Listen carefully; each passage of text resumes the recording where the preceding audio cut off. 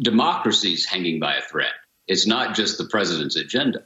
And I don't mean to be hyperbolic, but let's just look at the clinical facts of the matter. We have a country that you just reported that the previous president attempted to lie and scheme his way to overturning the Constitution. That's one. And that wasn't even your first story, right? You have a significant number of people who call themselves Republicans believing that they would rather put their faith in an authoritarian rather than the Constitution. They are in flight from fact. They are in flight from truth, privileging the will to power over the checks and balances and inherent imperfections and compromises of a constitutional order. And so I think this is a lot bigger than a political who's up, who's down question.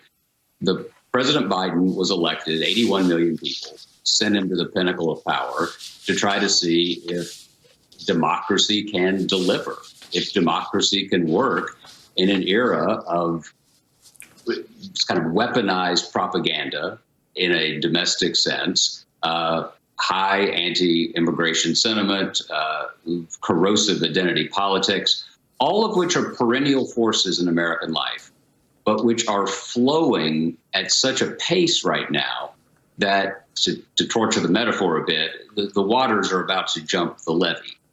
And so I think that what I hope we're going to see here is that if you're out there and if you want to see democracy work, what you need to do is get on the phone and get on the email and tell Republican senators that you want this financial problem taken care of. And then you can fight about whether you want to spend X amount of money or Y amount of money. But to paraphrase President Kennedy, I really do believe this is democracy's hour of maximum danger. It's thick in every sense, right? It's thick in that it's not rational. And it's not a matter of understanding red America, going as if, you're Margaret Mead going to the South Seas to learn that the country is in the grips of, again, not unprecedented in kind, but unprecedented, I would argue, in degree since the 1850s. And I use that analogy very, very advisedly, because we know how the 1850s ended. They ended in bloodshed. They ended in cataclysm. And I'm not predicting armed conflict here, but I do think we have to take a pretty deep breath here and think about what's genuinely at stake. You have almost half the country, and that number it proportionally rises in my part of the country, that simply don't believe self-evidently in the give and take of a democratic republic. They want their way, and if they don't have their way, they will deny reality that is in any kind of opposition to what they think, which I would argue, to my fellow Southerners and others, is ahistorical. It's not American. One of the insights of the American founding, however imperfect it was that reason would have a chance against passion in the arena. Because otherwise, why are governments instituted? Governments are instituted because all of us are basically wired by evolution to take as much as we can, right? Or we wouldn't be here because our ancestors would have been killed along the way. We are the products of very successful predators in an evolutionary setting, right? And if you go to a state of nature and that part of political philosophy, there's a state of nature where the war of all against all, where we're fighting each other for everything we can get. And then one of the processes of civilization was that liberty under law, that we would constrain ourselves in order to preserve a broader sense of security. All the stuff it's the idea, Brian, that we're sitting here in September of 2021 and I'm giving a potted lecture on Hobbes and Locke is a really, really terrifying thing. But what you saw in that sign in Nashville is heading toward a state of nature, not heading toward the mediation of differences. And I would just in conclusion here, this is on us. This is on we the people, because democracies are counterintuitive, because we're driven by appetite and ambition. That's what we are as human beings. And democracies are about seeing each other not as rivals, but as neighbors.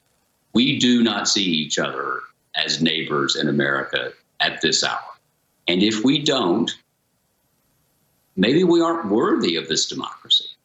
And maybe that's a question we really, really need to stare in the face, not worry again about this bill and that bill. But are we, in fact, mature enough as a people to govern ourselves? I think we are, but we're doing everything we can to prove the opposite. This was an attempt to overthrow the peaceful transition of power, which is the essence of democracy. The key element of democracy is someone has to be willing to lose. And Republicans have decided that they're for democracy when they win and they're not for it when they lose. It means they're not for democracy.